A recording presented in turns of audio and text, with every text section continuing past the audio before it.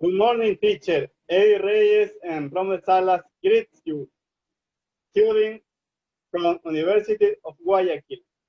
We are going to do a speaking in progressive present tense. We begin. Hey Rommel, are you studying for the exam? No, I forgot it. Me either. Ha ha ha ha ha. I must get a good grade because I have to pass this subject. I have a good grade, so I don't care if I get a bad grade in this exam. Hey, would you like to help me, please? Of course, but I have to pay me with food.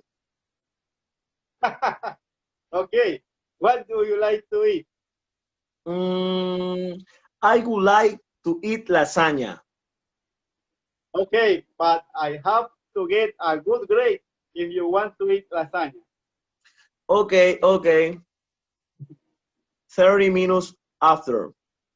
Well, you will get a good grade. Yeah, I know. So are you ready?